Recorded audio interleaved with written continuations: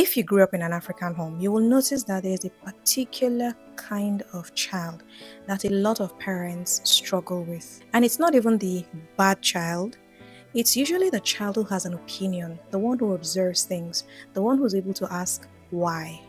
Once a child accidentally exposes things that adults are trying to emotionally hide, that child becomes pegged as the problem child. I grew up in an African home, and so a lot of my experiences will be based on what is typical in a lot of African homes, as against other people who may be watching from other parts of the world. But I know that a lot of these practices that we have in Africa is not peculiar to Africa alone. A good number of countries also have the same experience. But if you grew up in an environment where you are tagged rude or disrespectful fast just because you have an opinion, then you would relate to this video. And if you have kids, it's even more important that you watch this video to the end so that you don't repeat the same mistakes that your parents made with you. And because a lot of African homes are built on performance, not honesty or personality, once you understand that, a lot of your childhood experiences and trauma would begin to make sense. And it's even more interesting because the way you point out whatever it is you're pointing out does not really matter.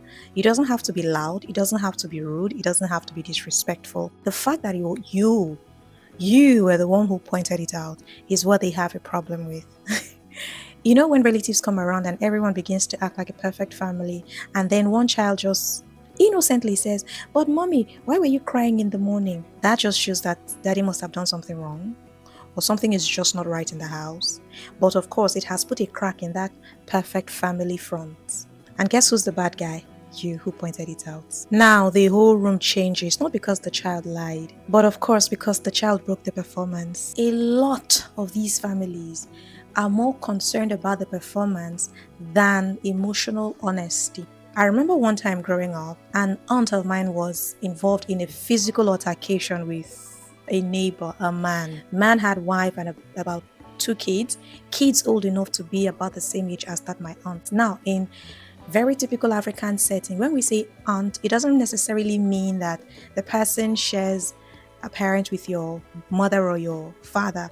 It's just probably a distant relative who happened to be in the same house with you people. Yeah, this aunt of mine just fell, because she's late now, fell under that category. Now back to the story. She was in a physical confrontation, like a physical fight, and guess what happened? News got out of that altercation and she was to recount the experience. Another one of my cousins was there when this confrontation happened, and my auntie was obviously lying. My cousin just couldn't. He was about 7 years old, thereabouts. And young man called her out, told her she was lying. Of course, not blatantly, but he kept saying, "No, auntie, that's not what happened. No, auntie, that's not what happened. It was you who told him this. It was you who pulled him. It was you." The beating that boy got when they got back home that evening, it can only be read in books. But honestly, as I think about it now, I begin to see why a lot of kids just decide to stay quiet and then they grow up thinking they are introverts, but not necessarily. It might just be that you adopted a personality that was not necessarily yours just because of the environment that you grew up in and the expectations that they were of you and for you. African homes are truly some of the most theatrical environment, and I don't mean that in a very negative way. I'm talking about how they are so invested in appearance or respectability, presentation, especially what will people say. And children learn this very early. That's why a lot of kids grow up understanding performance even before they understood anything about emotional intelligence. As I mentioned, this is not because they are negative things, but they are the first things we're exposed to.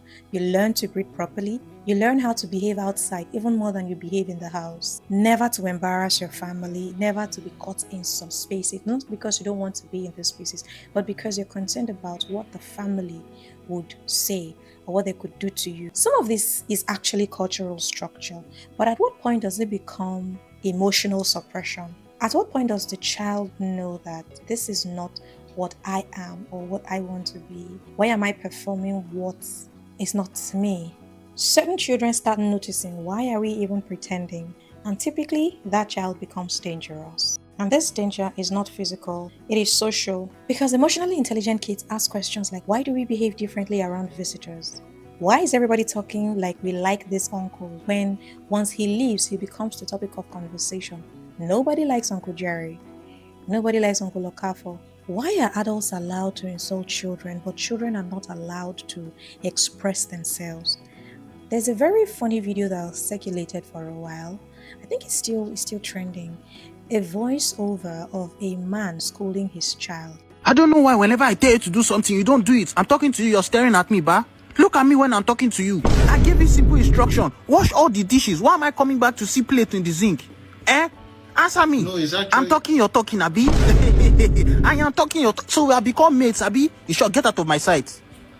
Oh, so now you're walking out on me. That is what we have become now. We are mates, ba. As you're standing there, just kneel down. Just kneel down. Raise up your hands and close your eyes. Junior, bring me my belt. Okay, man. I will teach this boy a lesson so you can be disrespectful in my house, ba. I will make sure I flog out all that disrespect from your body today. If that is not confusing, I wonder what is. How adults become irritated by this is to be studied. Not because the child is wrong, but because the child is exposing contradictions. And these are contradictions that people somehow decided or agreed to not discuss. We just grow into it and we hand it over to the next generation. People are just going in cycles. You take on things that you don't understand, you hand it over to the next generation that also does not understand, because even you did not understand it when you passed it over, and they also expected to hand it over because that is what keeps the society sane. That's crazy. A lot of families are honestly masters of emotional rebranding. I mean, 1 minute there is chaos in the house. Daddy is fighting mommy physically, verbally, emotionally. Doors are slamming. Everybody is just in fear and words are flying around. The next thing, there's a knock on the door and everybody just goes prim and proper. Welcome. And hi, honey. Is there food? Let me go and make something for our guests. Oh, hey, Jiro, come on, buy drinks for your auntie or for your uncle. Isn't that confusing? Did you ever have to deal with that as a child? And how did that leave you? Because you're standing there wondering, were we not enemies like 14 seconds ago? And you see, because we never address the root cause of the explosion in the first place and we just move on like nothing happened, that's how people end up emotionally damaged. They do not know how to apologize. They end up not knowing how to address issues when they come up. They just go about their lives and hope that a visitor would knock on the door and life would go back to normal. Some parents actually do better with kids who are emotionally compliant. You tell them to sit, they sit. You tell them to come, they come. You tell them to read, they read. Kids who don't challenge narrative, who know how to read the room, who have learned how to read the room. They don't expose adult inconsistencies. Those kids, they are considered proper. They are considered well-trained. You see, the emotionally aware child, that child creates stress because they are asking questions. You know the child that says, but you told me not to lie. And then the same you is telling the child, tell the visitor I'm not around. I should not lie, but you're telling me to lie. The ones who would thrive are the ones who would just say, okay, in both situations, do not lie, okay, tell the guest I'm not around, okay. Anyone who asks questions, you think you know too much, why are you always like this? There is never an effort to explain.